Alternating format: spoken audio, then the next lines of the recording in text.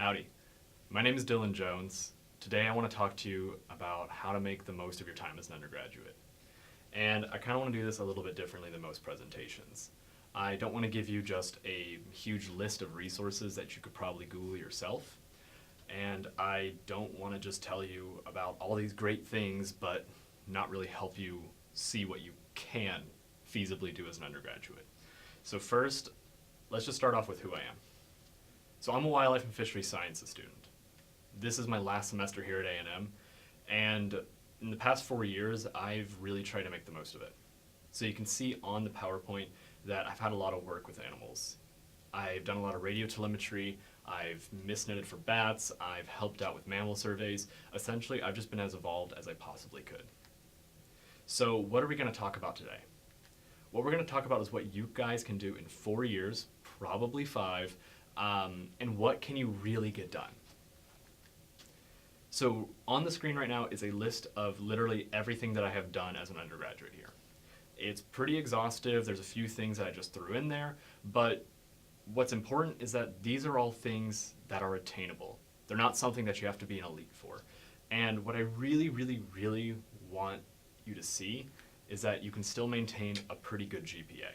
I'm definitely not a 4.0 student, but I still maintain a 3.5 GPA. You can still meet a lot of people and have a ton of friends. You don't have to be this social recluse, this little hermit person to not just do things that you want to do. And you can still have a lot of fun. I'm really, really particular about that. It's something that is personal to me, that a lot of people get caught up in that involvement is sacrifice. A lot of people get caught up that when you get started doing research, you're giving up on your friends, you're giving up on your family, you're giving up on social events, and that's not true at all. So, I kind of want to dispel something first. A lot of people believe that you have to be this special person to come into A&M and do a lot of things. You have to have family with money, you have to already have this amazing high school experience. I want you to know that that's not the case. So, let's start off with my timeline. And we're actually going to start a year before I came to A&M.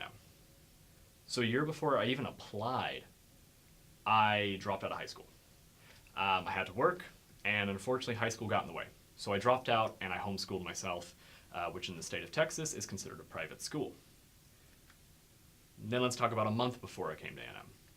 A month before I moved here, I ran away from home, and I lived inside of this house that you can see. Of course, it was not the loveliest. There were several holes in the ceiling, and it was quite filthy inside. And as an added bonus, people used to cook meth inside of there. I had a very interesting experience when I was cleaning up the cupboards, and you open it up, and there's just 7 boxes of NyQuil Cold and Sinus. So that was really interesting. Very weird experience. Took me about a week to turn on the electricity. And then let's talk about a week before I came to A&M. The week before I moved to Aggie Land, someone broke into that house and stole every single thing I owned. I did not have any clothes, I didn't have a computer, I didn't have a TV, everything was taken. And then I came to A&M. So I did not have the best start to my A&M career. I really felt alone, I didn't really have people supporting me, but I knew what I wanted to do. So over the next 4 years, I got really heavily involved in work, research, and volunteering. And this is something that I started my freshman year at A&M. Now, I want to go into each of these subjects a little bit more in depth because they're all related and they all have helped me get some really amazing experiences. So first, let's just go with work. I worked since my freshman year. I started in Dr. Baumgartner's lab. Essentially, he had a very large reptile and amphibian collection that he helped me, or I helped him keep. And that was a really awesome experience. I got to really see a lot of cool animals and have a really good amount of work that I could really call my own. Around the same time, that summer, I started to work for the Launch Undergraduate Research Department, and that is where I've been for the past three and a half years now, and it's been really a phenomenal resource for me. It's something that I feel really, really passionate, and I love working there. And then I've also worked for the Biodiversity Research and Teaching Collection. This is the 6th largest research collection in the nation, and there's over 1 million specimens out there. So I was sorting specimens, helping out preserving them, and for me, this really got me into some really cool research opportunities. And while we're on that topic, let's talk about research. This is something that I have done more than anything else. Research is definitely the thing that I am most passionate about. So my first project was actually in Dr. Baumgartner's lab. I was studying the development of agama lizards. So these guys are also called Spider-Man agamas. They're really, really cool. They're pretty prevalent in the pet trade, but not a lot of people know about them. So we got several of them to breed, we had them lay eggs, and then we hatched them out. And you can see little babies on the screen right now. Those aren't the ones that we raised, but they're a very similar species. And this was really cool for me. It was a project that I could call my own. I was able to take lizards and raise them up in little bins, measure out their food, and take really, really strenuous data collection on it. And that was my first voyage into research. And I did that in my first semester as a freshman. So then spring semester came around, and I actually got to go to Panama. Now this was like the best thing for me. This was like the coolest thing that I could have done. I've always wanted to go into a tropical country, and being able to do research on the side was super exciting for me. I had all these like grand visions. I was going to see some awesome biodiversity. I was going to be able to go into the field and be a true biologist. I was really excited. But like all things that you get your hopes up for, there's a little bit of a plot reveal. It did not pan out like we thought.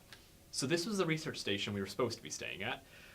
It was supposed to have running water, which we found out later. By running water, they meant the creek.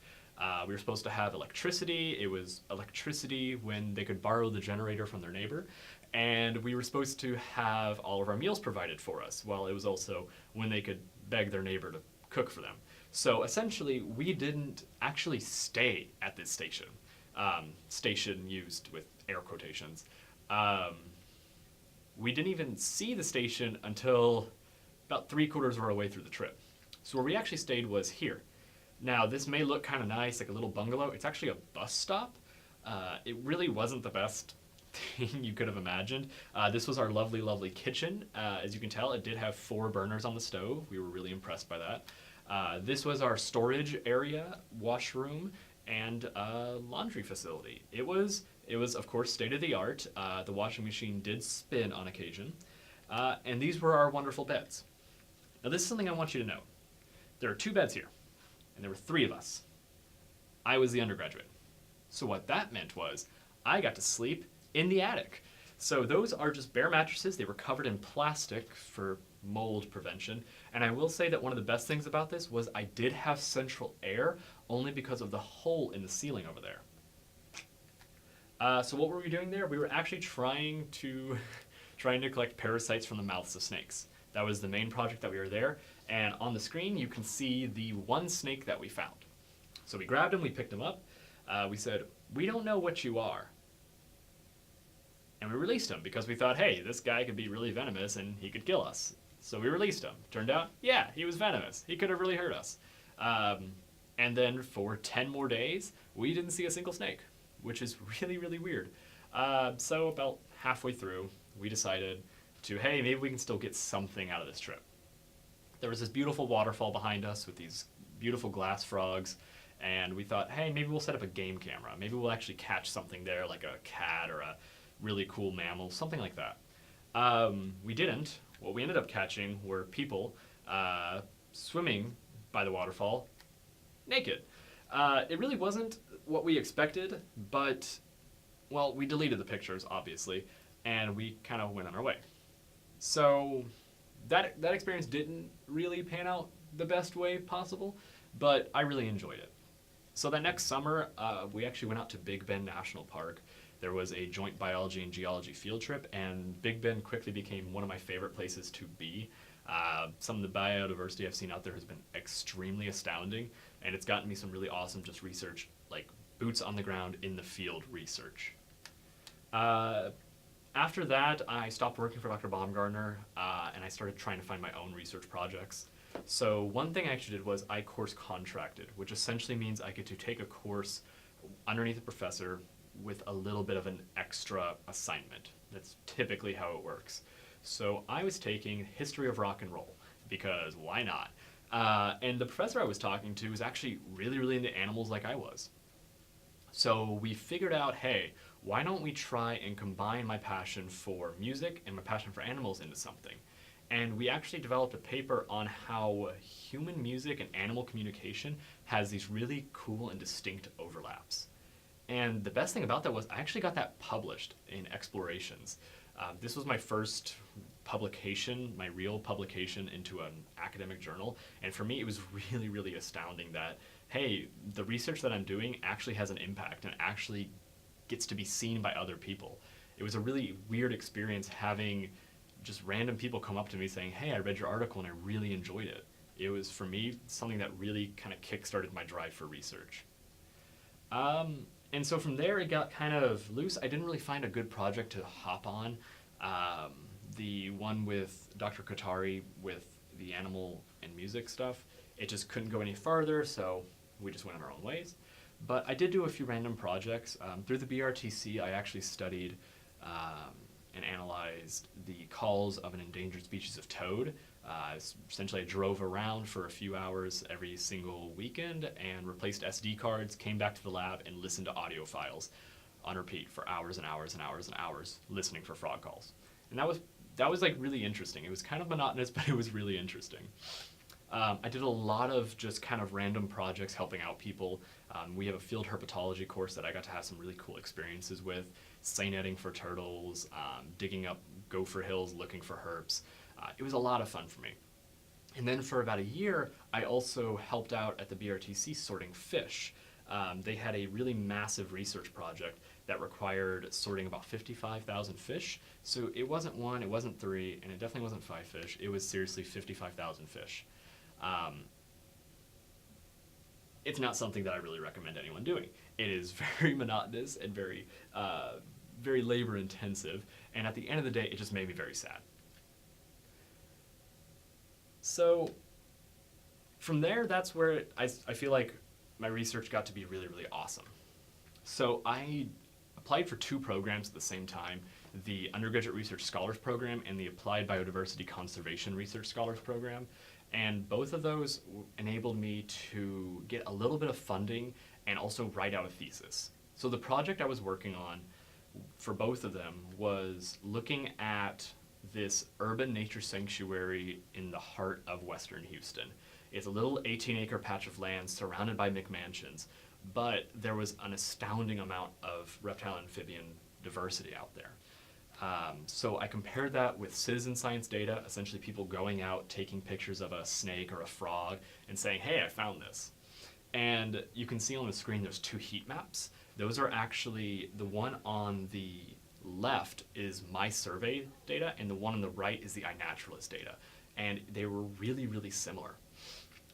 And for me, this was something amazing. I got to have my own project. I got to really, really push for it and work on it on my own. And I really feel like I got some awesome results out of it. I got to present my research at a few different conferences and talk to people who actually kind of knew a little bit about what I was doing. And then on top of that, I ended up writing it out as a thesis, and I actually gave that to the park that hosted me.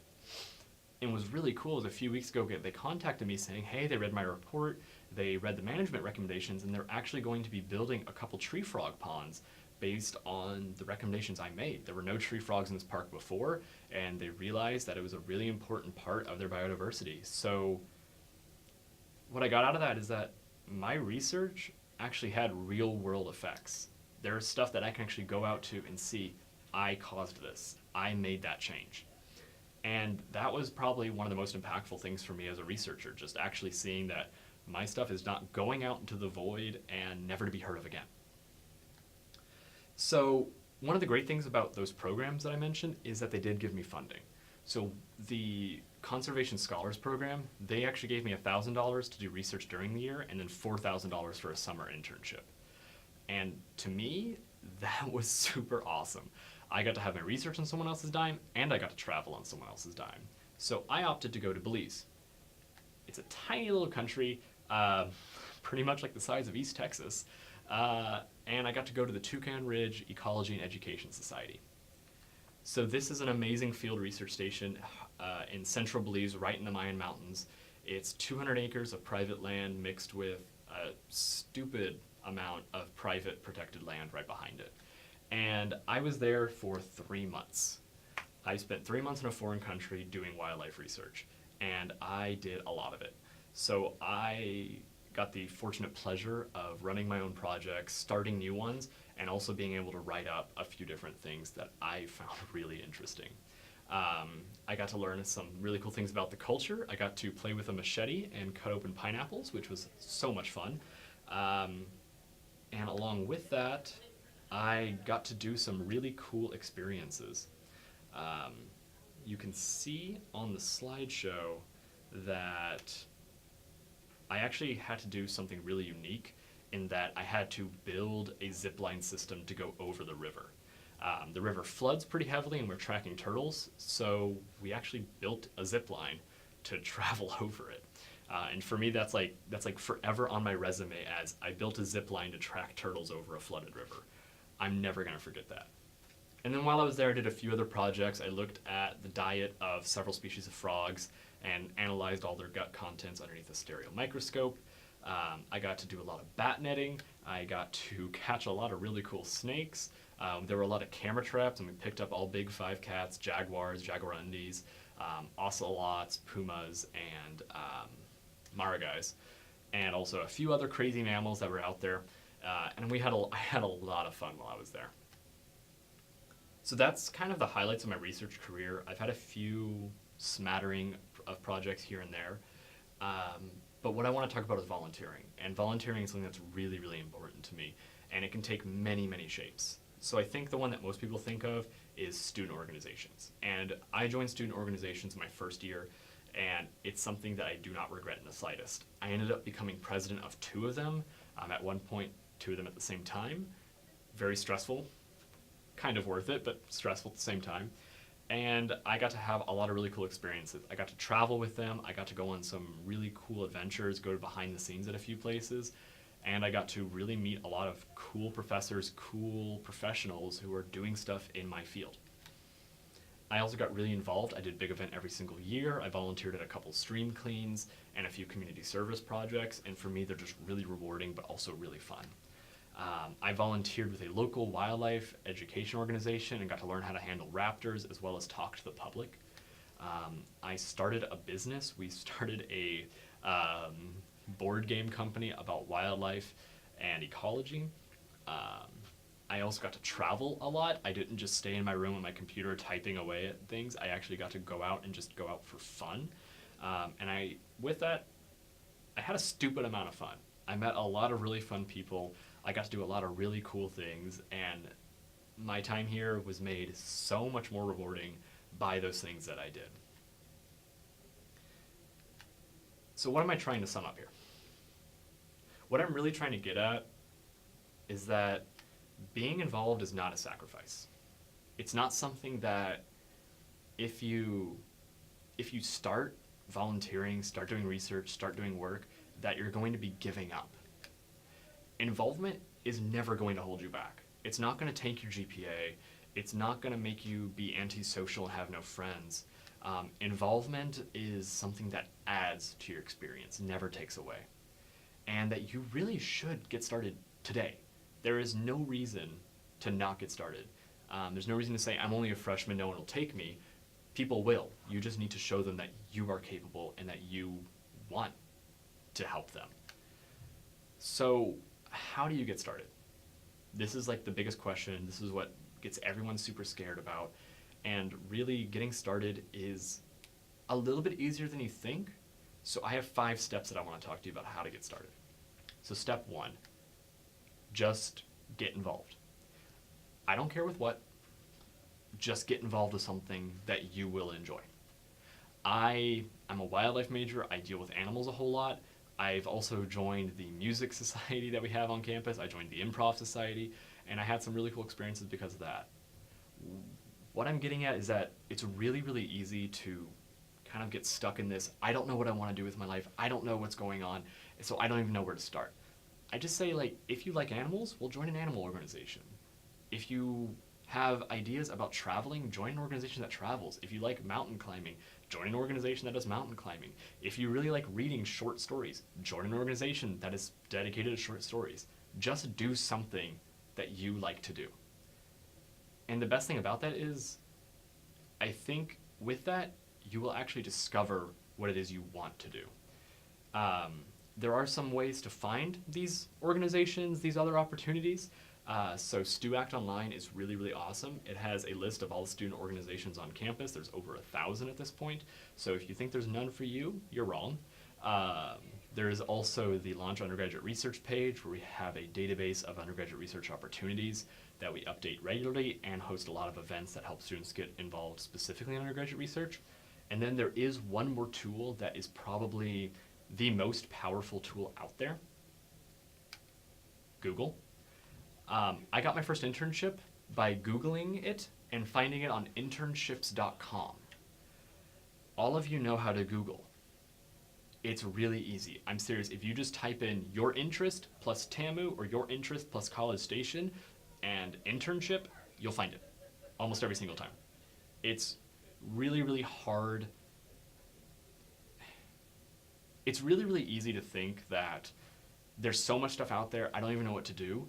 But the problem is, you're not starting. Just get started. And that'll lead you to step 2, discovering your passion. You do not need to have your life figured out before you get started. Just get started, and I can guarantee that you will find what your passion is. I got started because I knew I liked animals and I knew I wanted to be working with them. I had no idea what I wanted to do. But I got really involved, and I'm at this point where I know my trajectory. I know I want to get my PhD. I know I want to be involved in research with the rest of my life. And I would not have had those life-changing experiences if I didn't get involved from the get-go. Step 3, pursue it despite any obstacle. Any obstacle. Things will slow you down. Events may occur that will stop you from doing what you want to do. Don't give up. It took me 2 years of emails to get my professor to respond to me. And because of that, I got to have a really cool research experience and go to Belize. There's something to be said about not giving up and pursuing it despite any obstacle. Maybe the professor doesn't respond to you. Maybe your class load got really, really tough. Maybe you have some family or personal issues that you had to attend to before you could get started. Attend to those things, work with them, but don't stop. The moment you can, get involved again. Number 4, give back. This one is really important to me. A lot of people, they just do, but they never give back. And for me, I think that really causes people to burn out. When you give back, you actually see how what you're doing is important to people. I've always thought of research as a triangle. First you learn, then you do, and then you teach. For me, that teaching part has always been the most rewarding. It's showing people, hey, I did this, I learned this, I want to show you it. And those people actually get really excited about that. And that's one of the most rewarding feelings you could ever have. And 5, just stop and breathe. I've been over-involved more times than I can count. And usually if I just stop for 10 minutes, just breathe, think about what I have to do, and just don't worry about it, life seems to get a lot easier after that. It's easy to get overwhelmed. It's easy to get in this state of you're doing too much and you don't know what to do next. Just stop, just breathe. It will all be okay. So that's the end of my presentation. If you have any questions, you can absolutely send me an email. Email's listed right there up on the screen. If you have anything else really particular, you can just walk into my office. We're over in Henderson Hall. I'll be available